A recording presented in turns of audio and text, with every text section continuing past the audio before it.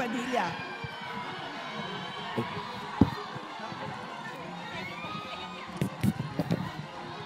Hello? Eto. Mas malakas siya. Eh? Hello? Ayan. Hello? Oh.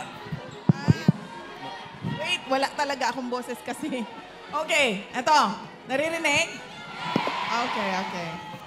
Naririnig sa likod, yes? Okay. Thank you. Mga kababayan, Assalamualaikum warahmatullahi wabarakatuh. Madayaw, umayong adlaw, kaninyong tanan. Magandang araw sa inyong lahat. Good day to everyone.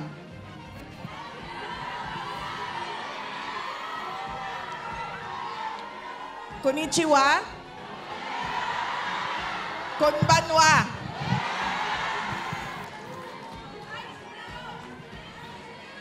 Arigato gozaimasu. Thank you. Unahin ko po muna ang aking mga pagpapasalamat. Una po, ang pagpapasalamat ko sa inyong lahat sa oras at panahon na ibinigay ninyo para sa aming lahat ngayong araw na ito. Marami sa inyo nagbiyahe ng malayo, naglakad ng malayo, at nag-antay ng matagal bago pinapasok sa ating venue para lang kami ay mapagbigyan at na makasama kayo ngayong gabi. Maraming salamat sa inyong lahat.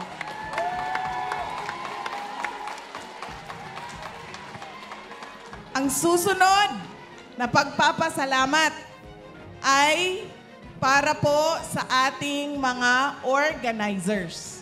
Ang ating organizers, ang Republic Defenders for Peace and Unity Japan. RDPU Japan. Maraming salamat dahil sila ang aming kausap at sila ang aming coordinate para mabuo yung ating programa sa Japan ngayong gabi dito sa Sumida City, sa Tokyo, at bukas doon sa Nagoya. Maraming salamat sa inyo, RDPU Japan. Ang susunod na pagpapasalamat ay sa Kingdom of Jesus Christ. Sila po ang partner ng RDPU Japan para sa ating program ngayong gabi. Ang susunod ay ang pagpapasalamat natin sa Sumida City Hall dahil pinayagan nila tayo na magsama-sama at pag-usapan si dating Pangulong Rodrigo Duterte at ang ating bayan. Ang susunod na pagpapasalamat ay sa Sumida City, ang Head of Security natin na si Yuichi Ito. Nagpapasalamat kami kay Mr. Ito para sa kanyang tulong sa atin. Ang susunod ay ang media partner ng ating RDPU ay ang SMNI Network. Sunshine Media Network Incorporated. Maraming salamat sa inyo. Sila po ang ating official media partner ngayong gabi. At syempre, nagpapasalamat tayo sa ating local Tokyo Police. Meron po tayong mga kasama na mga para din silang mga kateki, no? Yung itsura nila ba?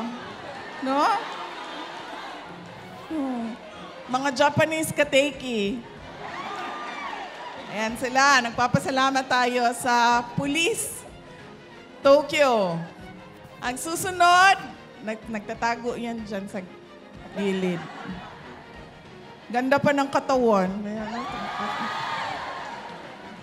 Dapat ganyan ang kasama, no? Yung, pag ikaw matangkad ka, yung kasama mo mas matangkad sa iyo. Malapit ko na siya tinawag kanina. Uy, Katiki! Hindi pala.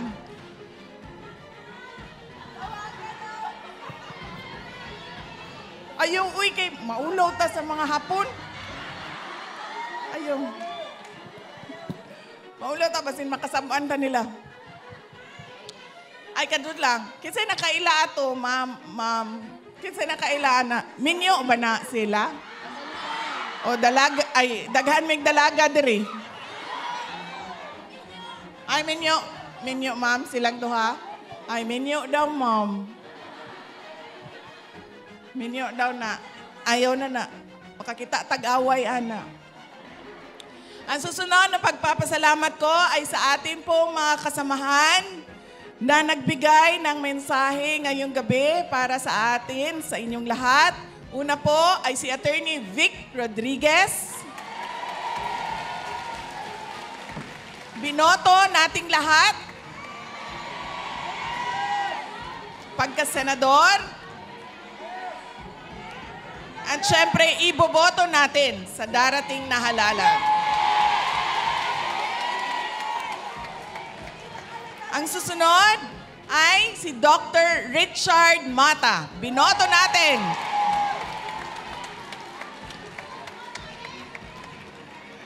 Siyempre, oo. Paniwala ko, ma'am. Talaga, totoo. Dahil mahirap mo i-explain. Hindi ako mathematician, hindi ako statistician. Mahirap i-explain, ma'am, kung bakit ang trending sa overseas Filipino voters at sa absentee voting hindi nakikita doon sa general population voting.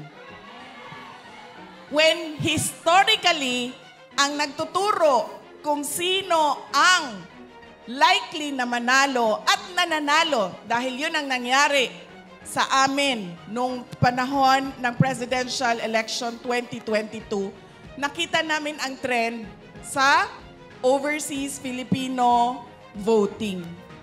Kaya mahirap ipaliwanag kung bakit ganun ang trend sa overseas Filipino voting pero hindi siya nakikita sa botohan. Hindi nakita sa botohan doon sa Pilipinas. Pero isa lang ang sigurado tayo. Madami, milyon ang bumoto kay Attorney Vic Rodriguez at kay Dr. Richard Mata.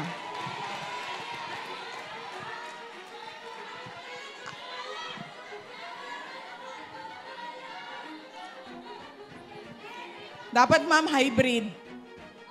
Merong machine tapos ino-audit sa manual. Opo. Para kahit sumunod na yung result ng manual, nauna na yung kagustuhan natin na makita kaagad yung result. Dapat merong reforms sa batas natin. Reforms sa election laws natin. Ang susunod ay ang pagpapasalamat ko kay Senator Robin Padilla. Alam niyo po, si Senator Robin Padilla dapat ay nasa Hague ngayon dahil nangako siya sa ating mga kababayan doon sa Europe na siya ay a-attend sa rally doon sa The Hague, sa Netherlands. Pero pinakiusapan namin siya, pwede ba napuntahan mo ang rally ng Japan? Kaya siya nandito dahil sa pagmamahal.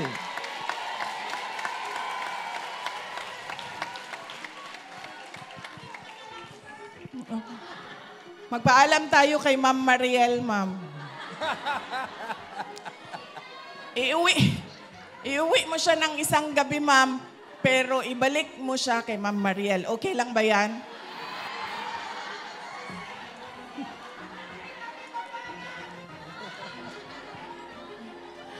Ang susunod na pagpapasalamat ay ang pagpapasalamat ko kay dating Speaker Congressman Lord Alan Velasco. Kasama po namin siya sa mga kampanya noong 2019, noong 2022, at ngayon ay kinukumbinsi ko siya. Dati siyang congressman. Alam niya kung ano ang kalokohan sa loob ng House of Representatives. Kaya, kinukumbinsi ko siya, magsalita ka na. Kaya mamaya, pag nakita ninyo, nakausap ninyo,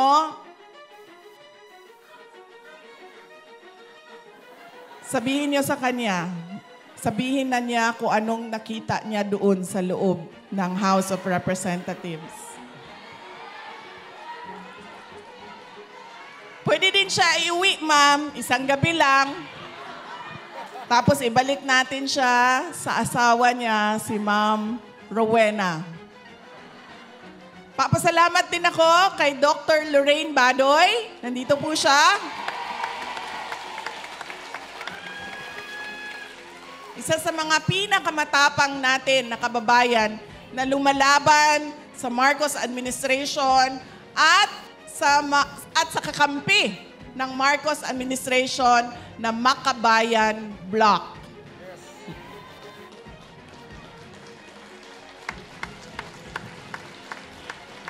Nandito din po sa ating stage si dating Congressman Jing Paras na kaparte po ng PDP na partido. Maraming salamat sa aking mga kasamahan dito sa stage dahil nakapagbigay sila ng mensahe para sa inyong lahat. Ang susunod na pagpapasalamat ay mula po sa akin. Nagpapasalamat po ako sa inyong lahat sa patuloy ninyo na pagtitiwala at suporta sa akin at sa aking mga kasamahan sa opisina ng Pangalawang Pangulo at sa patuloy ninyo na pagtitiwala sa amin. Maraming salamat mga kababayan.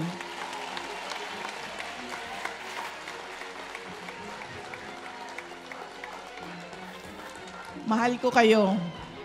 Ma'am.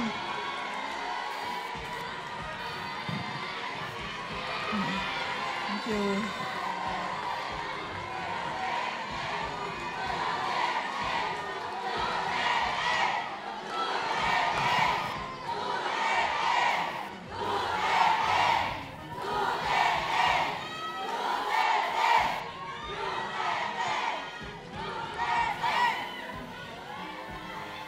Ang susunod na pagpapasalamat ay mula po sa aming pamilya, ang pamilya Duterte. Paulit-ulit po ang pagpapasalamat namin sa pagkakataon na ibinigay ninyo sa amin na makapaglingkod sa ating pinakamamahal na Pilipinas. Maraming salamat po sa inyong lahat.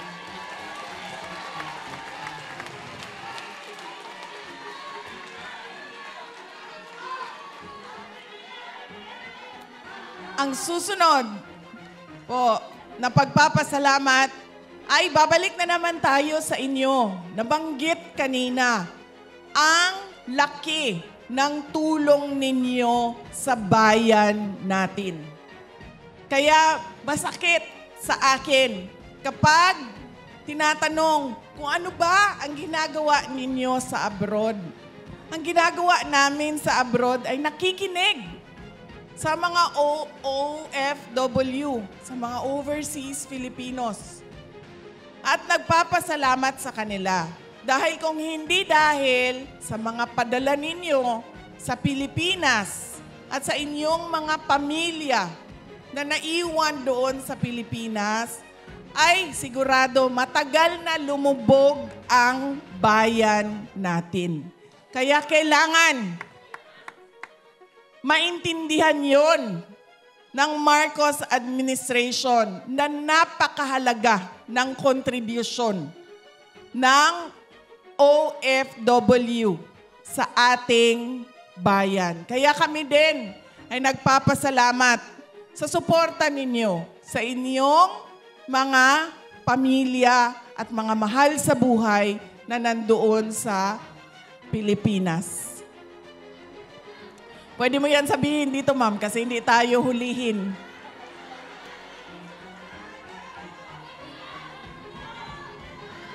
Ang susunod.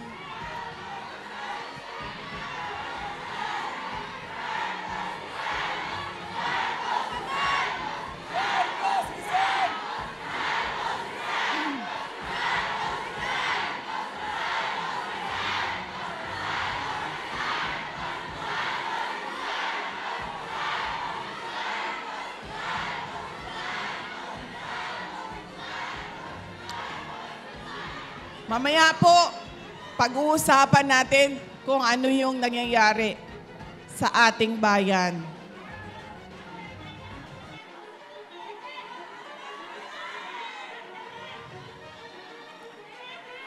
Ang susunod na pagpapasalamat ay mula sa ating pinakamamahal na dating Pangulong Rodrigo Duterte.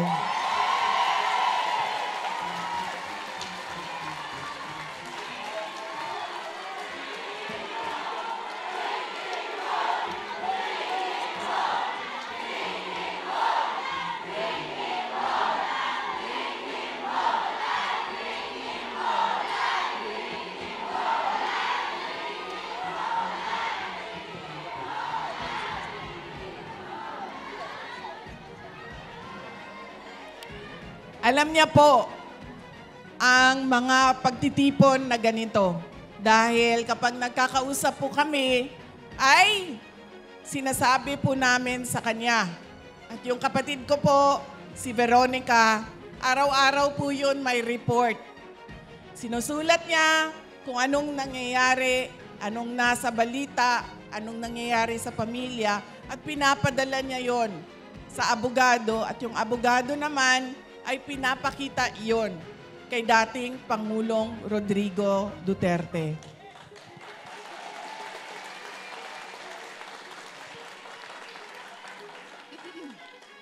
Kapag kami ay magkausap doon sa detention unit, sinasabi niya lagi, nagpapasalamat siya sa mga dasal ninyo. Dahil lumalakas ang loob niya, at paniwala niya maraming mga good news sa kanyang kaso at sa kanyang kalagayan dahil sa pagdarasal ng sobra, milyon-milyon nating kababayan. Pinapaabot niya ang pagpapasalamat niya sa inyong lahat.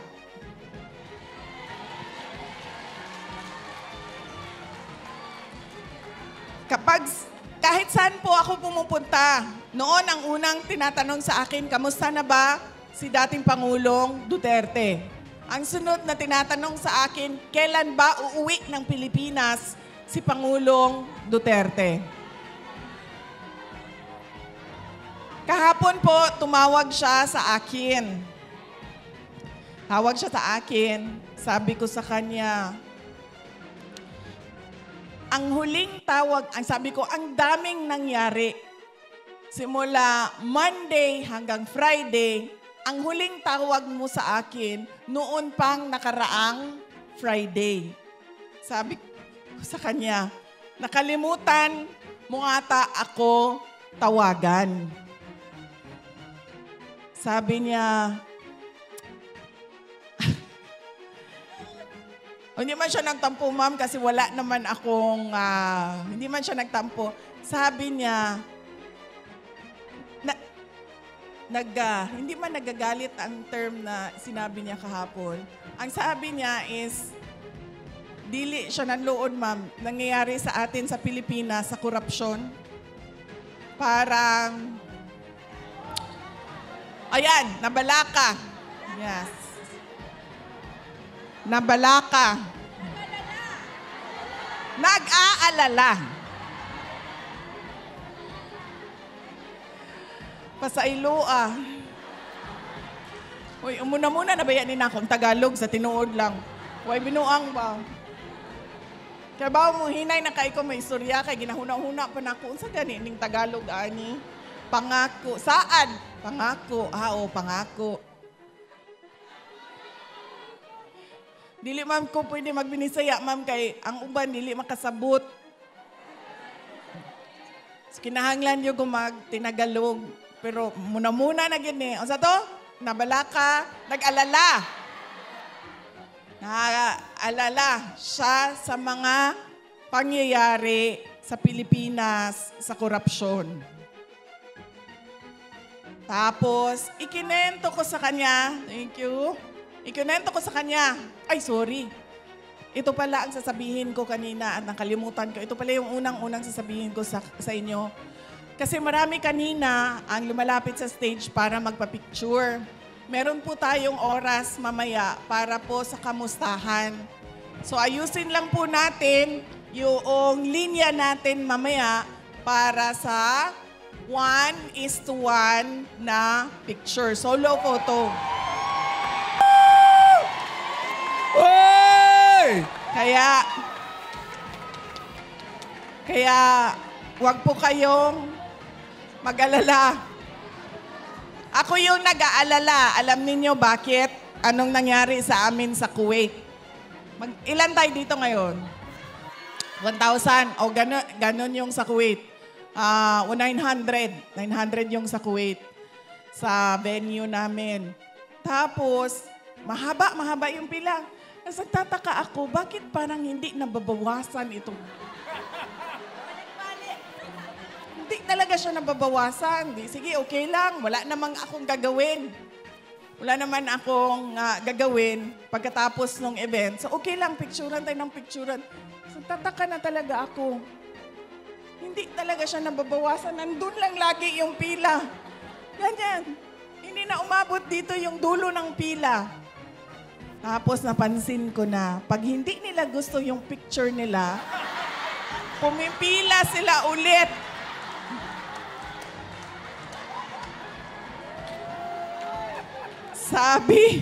Sabi ni Sir Berwin, magkulang tayo sa oras kapag isa-isahin natin yan sila. Sabi ko, Sir,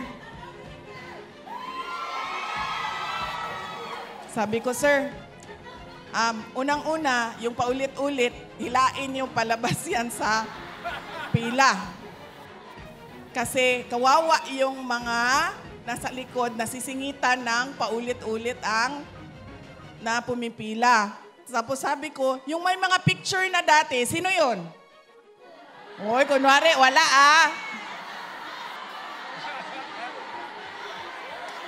Yan. Sino ang may picture na? Yan. Huwag na kayong pumila. Ha? Para hindi tayo magkulang sa oras. Kasi 9:31, palayasin daw tayo dito. Bakit ganun dito sa Japan, no? Nakalagay doon sa tindahan, magbubukas daw siya ng 9:05 ng umaga, tapos magsasara siya ng 9:20 ng gabi. Kagabi, pag lakad kami papunta doon sa tindahan, 9:20, sinara niya yung...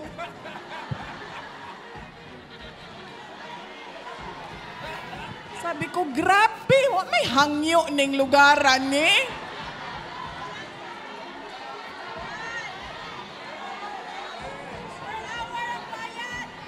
9:20 sa relo namin. Tumayo siya doon, mas sinara niya sa mukha namin yung...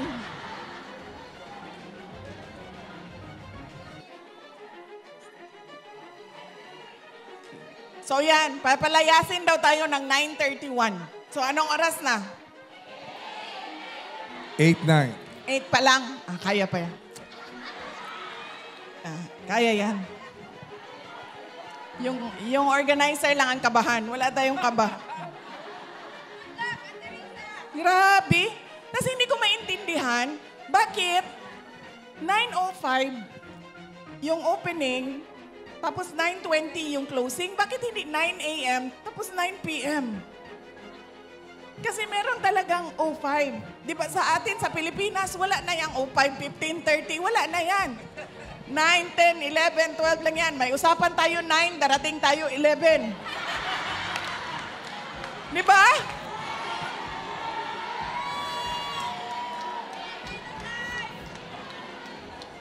Dito, may closing ng tindahan 9:20.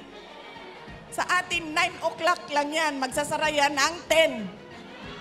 Tapos, makikiusap ka pa, pwede. Buksan sa iyo ang tindahan. Nahutdan mi og ice, pwede mo palit. Bubuksan yung tindahan para sa iyo. Bibigyan kang ice. Dito, sarahan ka sa muka mo. Grabe. Wala'y hangyo, diri?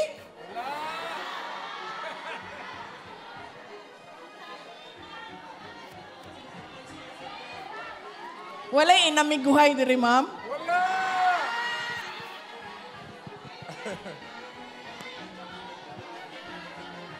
Oh. Bakit yun? Bakit ang tindahan niya magbukas ng 9:05 tapos magsara ng 9:20?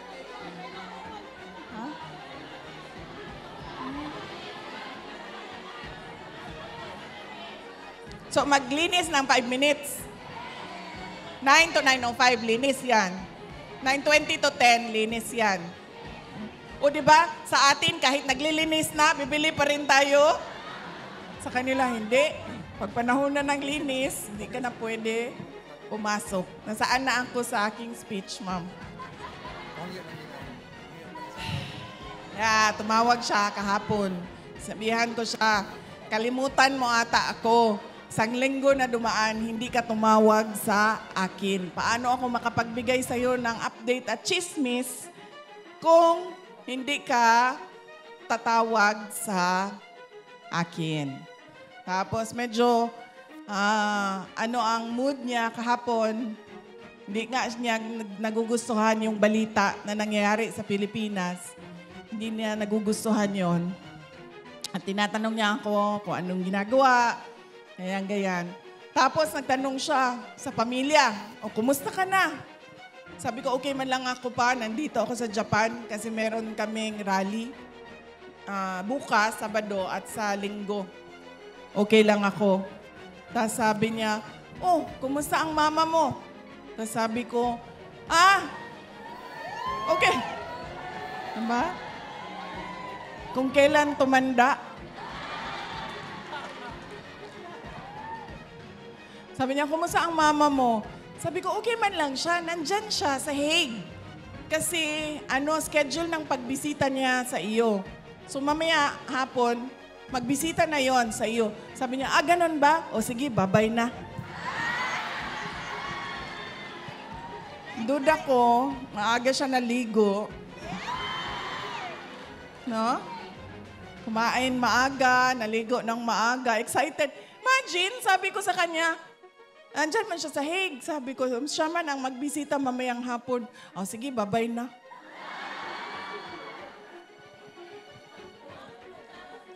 Mga tigulang, kiringking.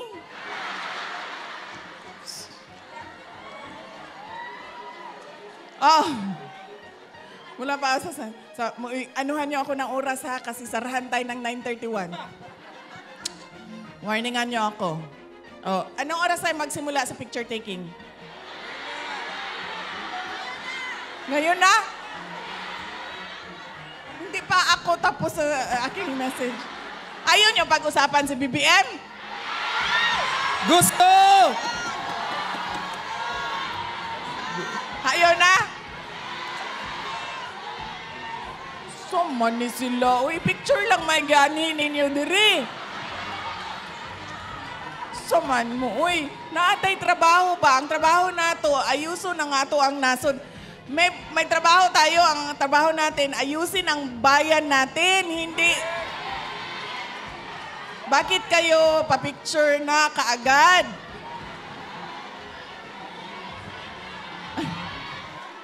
Sir, anong oras ang picture taking magsimula? Mahadlok yung ko. As in, kay nga no, nakitaan yun ako, gisaradan yun ko gahapon lagi. Sa now. Anong oras ako magsimula sa picture taking ko? Anong oras magsimula ang picture taking? Ha? Ay, ngayon na? Ay, tinuod di ay. Sa oras naman di ay.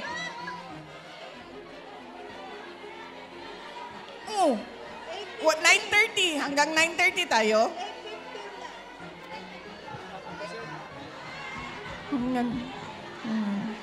Mamalhin ta dito sa gawas. Nga naman di ay. Ay, sige, Ma'am Risa, oh. Kaya mo aning Ma'am Risa. Sige lang nagka-stroke.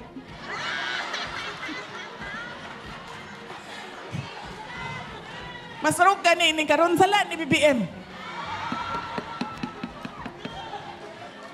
Samahan, Ma'am. Pwede may sa gawas na lang mag-picture para...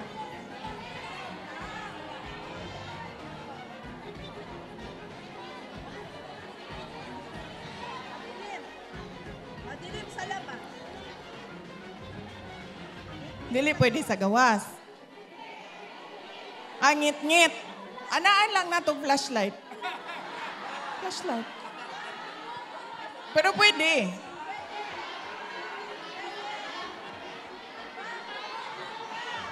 Ingon ni Ma'am Risa, istoryahon daw si Katekisan. Kaya mananghi daw kay Katekisan. Di ba, wala naman tayo programa. Picture na lang man. Oh, na. Di na nato ni sayangon sa paglalis kung unsang oras ta Napasa. Dili na mo ganahan kay PRD? Oh, sige. Paspason lang nako, ha? Update sa iyahang kaso. Na yung mga gi-file ang abogado. Ang abogado nag-file na og jurisdiction, no? Nagaingon ang abogado, wala may jurisdiction. Kay nagsugod ang inyohang investigasyon, duha ng katuig ang nila... Ay, sorry. Tagalog di ay.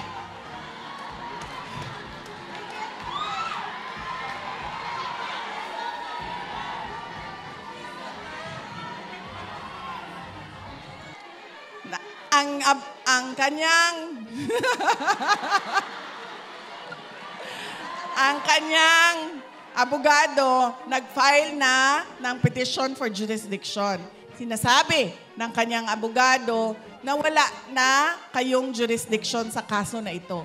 Dahil nagsimula ang investigasyon ninyo 2 taon na noong pag-alis ng Pilipinas sa ICC. Yan ang sinasabi ng abogado niya. At maraming legal experts at meron siyang kinuhang legal expert din na nagsasabi na tama nga, hindi na kayo pwedeng mag-imbestiga dahil tapos na yung 1-year period na pwede kayong mag-imbestiga after withdrawal. Ay, hindi ko alam yan, ma'am. Hindi ko pa alam kung makakauwi siya, ma'am. Hindi ko lang masagot kung kailan. Oh my God. Bring him home alive!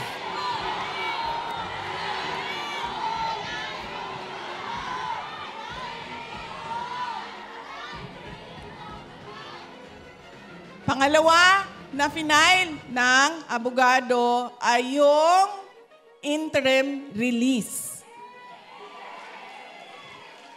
Ang kailangan kasi sa interim release ay yung third country o yung bansa na tatanggap kay Pangulong Duterte.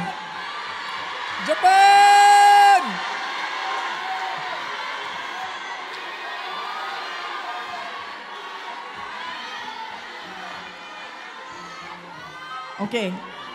Okay, sandali lang. Tatagal tayo sa sigawan ninyo, sandali lang. Ituloy ko muna aking update. So, kailangan ito ng third country. Nag-file na yung lawyer. Kung makikita nyo sa ICC website, meron ng third country doon. Meron ng isang bansa na nagsabi na okay lang na dito ninyo ilagay si dating Pangulong Rodrigo Duterte. Kung maalala ninyo, noong siya ay pinasok sa detention unit, medyo natagalan ang pag-file namin ng interim release. Dahil kinausap pa namin at naghanap pa ako ng tutulong sa akin. Dahil wala akong mapagkatiwalaan doon sa Pilipinas, ginamit ko ang aking mga nakilala sa labas ng Pilipinas dahil sa aking trabaho, nakiusap ako sa kanila na tulungan ninyo kami. So medyo matagal yon dahil hindi madali makipag-negosasyon sa isang bansa. Pero, sabi ko nga, dahil sa pagdarasal ninyo, may mga good news na nangyayari. So merong isang bansa na nagsabi, sige, okay lang, dito ninyo siya dalhin. At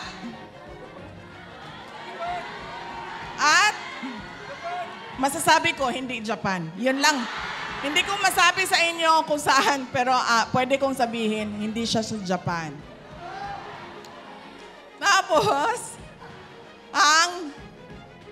ayun. So yan ay pending. Nandoon na lahat ng papeles, dokumento, lahat. Pinasok na namin sa ICC. Ano ba ang sinasabi ng prosecutor? Sabi ng prosecutor, yes sir. Sabi.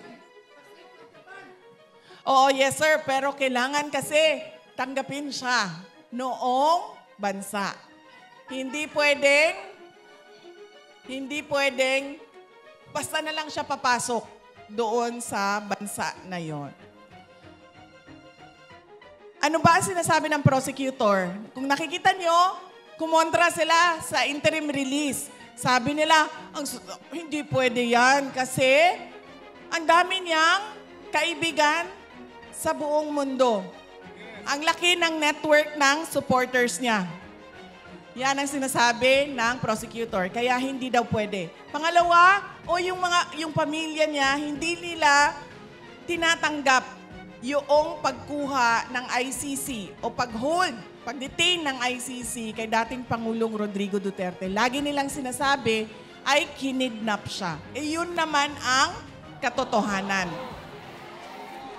Nakita niyo yun sa opening statement ng abogado ni dating Pangulong Rodrigo Duterte, si E.S. Medialdea. Sa first hearing pa lang, sinabi na namin, kidnapping ang tawag sa batas, extraordinary rendition. Inuulit ko lang kung ano yung nasabi na. Kaya hindi pwede sabihin ng prosecutor na dahil kay Inday Sara ay hindi namin papalabasin ang kanyang ama. In fact, dapat nga nila yan ibigay si Pangulong Duterte sa akin. Kasi para mapanigurado ko na siya ay a-attend at mag-cooperate sa kaso. Dahil mahirap siyang engage kung siya ay nandoon sa loob. Bakit hindi pwede ibigay ang interim release? Tatlo yan. Unang-una, pwede siyang lumayas.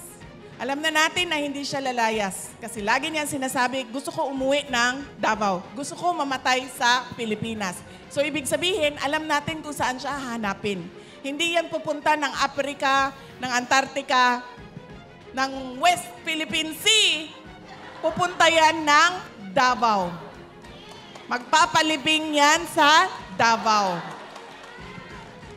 Pangalawa, sinasabi nila ay posibleng mag-threaten ng witnesses. Buhay na buhay si Trillanes, buhay na buhay si De Lima, buhay na buhay lahat ng... Oy, ma'am! Buhay na buhay lahat ng buhaya. Sandali. Sinasabi ko sa inyo, hindi na bukas. Dahil bukas sa Davao City ay meron kaming lechon na buhaya. Promise. Kanina lang ay tumawag ang Crocodile Park. At sinabi nila sa akin bibigyan namin ang prayer rally ng lechon na buaya. Oh, hindi lang yan. Sabi ng kaibigan ko na merong bakery, sabi niya, Inday Sara, akong bahala sa cake mo na buaya. Gaano kahaba yung cake? 3 meters? 4 meters. Buaya. Pagpiestahan namin ang mga buaya. Ano pa yun, ma'am? Saan ako? Pwede siyang mag-threaten ng witnesses. At ang huli ay pwede siyang, nakalimutan ko na naman. Ano yung huli? Ha? Ipatuloy ang paggawa ng krimen kuno. Nakita naman natin na hindi na nag-oath, hindi na mayor ng Davao City si dating Pangulong Duterte. Ano ba sinasabi niya? Sabi niya, hindi ko magawa ang trabaho ko kung nandito ako. Hindi makatarungan para sa mga tiga-syudad ng Davao kung ang mayor nila ay nasa loob ng detention unit at may kaso na hinaharap sa ICC. So sabi niya, mamaya na lang yan kapag nasagot na at natapos na ang ICC ko na kaso. So yan yung mga tatlong bagay na pwede mong hindi ibigay ang interim release. Pero sa kaso ni dating Pangulong Duterte, wala ito lahat. Kaya nakikita ninyo, wala nang basihan sa batas ang oposisyon ng prosecution. Ang basihan niya, newspaper clippings, kung anong sinabi nito, anong sinabi niyan, ganun na lang ang basihan niya. Yan ang interim release. Ang huli ay nagsasabi ang abogado. Tingnan muna natin kung pwede pa bang mag-trial ang tao na ito. Meron kaming mga expert, ilabas natin ang expert, interviewin ninyo ang mga expert kung pwede pa bang mag-trial ang tao na ito. Yan ang tatlo na mga papel o dokumento na nasa loob ng ICC na hanggang ngayon hindi pa inaaksyonan. Na sinasabi natin, ibigay nyo yung interim release. Bakit? Wala kayong confirmation of charges. Wala kayong trial date. Anong ginagawa ng tao na yan sa loob? 80 years old.